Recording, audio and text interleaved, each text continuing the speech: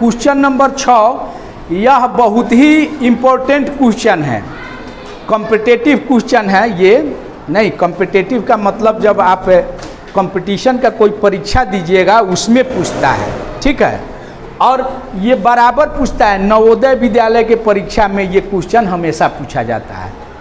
कह रहा है कि वह बड़ी से बड़ी संख्या ज्ञात करें जिससे, यानी उस बड़ी संख्या से 389, 436 और 542 को भाग देने पर क्रमशः 4, 7 और 3 शेष बचे।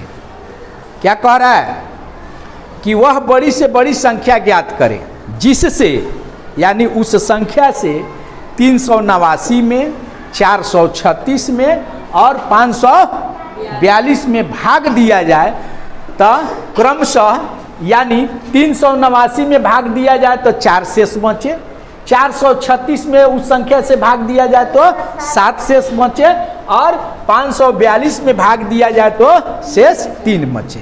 तब मान लीजिए कि 389 में भाग दिया जा रहा है तो शेष कितना बच रहा है? 4। तो इस 4 को घटा देंगे तब तक जो संख्या आएगा उसमें अब उस बड़ी संख्या से पूरा पूरा भाग लग जाएगा। बात समझ में आ रहा है कि नहीं? 389 में उस बड़ी संख्या कह रहा है, जो बड़ी संख्या हमको ज्ञात करना है उस संख्या से अगर 389 में हम भाग देंगे तो 4 शेष बच जाएगा। तो 4 शेष बच जाएगा तो 4 को घटा लेंगे, नहीं तो अब जो संख्या आएगा वो तो पूरा पूरा उस बड़ी संख्या से भाग लग जाएगा। तो ये संख्या कितना हो जाएगा? 385। और दूसरा कह रहा है कि 436 में उस बड़ी संख्या से भाग देने पर कितना शेष बचेगा? 7। यह है ना, तो इसमें से 7 घटा लीजिए तो ये कितना हो जाएगा? 429। और 542 में उस संख्या से भाग देने पर कितना शेष बच रहा है? 3। तो 542 में से कितना घटा लेंगे? 3। अब ये कितना हो गया? 539। क्या बोलते हैं इसको? 39। अब देखिए, अब तो उस बड़ी संख्या से 385 में भी पूरा पूरा भाग लग जाएगा, 429 में भी पूरा पूरा भाग लग जाएगा और 539 में भी पूरा पूरा भाग लग जाएगा। इसमें यहाँ जो दे दिया है कि बड़ी से बड़ी संख्या ज्ञात करें, इसी में आदमी जो है कंफ्यूज कर जाता है कि बड़ी से बड़ी संख्या ज्ञात करना है तो एलसीएम निकाल दे। नहीं, गलती यही होता है, यानी छोटी संख्या में बड़ी, छोटी संख्या में बड़ी, चूंकि इसमें भाग देना है उस संख्या से तो इसमें तीनों में भाग देंगे तो एलसीएम निकालेंगे तीनों का तो बहुत ज़्यादा आ जाएगा, तो गलत हो जाएगा। तो इससे तो तीनों, वो जो संख्या होगी इस तीनों से क्या होगी? छोटी ही होगी, महत्तम समापवर्तक के द्वारा। नहीं तो ये तीनों का क्या निकाल देंगे हम? महत्तम समापवर्तक। तो अब तो इसमें 3 है तो भाग विधि से इसका महत्तम समापवर्तक पहले देख लीजिए। तो 385 है, 429 है और 539 है। तो हमने आपको क्या बतलाया है कि जब 3 संख्याएं दी गई हो तो पहले कितनी संख्या का महत्तम समापवर्तक निकाल लेते हैं? 2 का। पहले कितना का निकाल लेते हैं? 2 का। तो किसी 2 का आप निकाल लीजिए, तो सीरियलिए निकाल लीजिए। 385 और 429 का महत्तम समापवर्तक निकालेंगे तो किससे किस में भाग देंगे? 385 में 429 से भाग देंगे। अच्छा, बहुत अच्छा। 385 से 429 में भाग देंगे। यह भाग विधि से इसका महत्तम समापवर्तक है। कितना होगा? चूंकि 2 मर्तबे देंगे तो ज़्यादा हो जाएगा, तो कितना भागफल लिखेंगे? मर्तबे यानी भागफल 1 होगा। यहाँ कितना होगा? यहाँ कितना लिखेंगे? 385। अब इसको घटा लेंगे तो घटाइए, 9 में से 5 गया 4, ये कितना रह गया?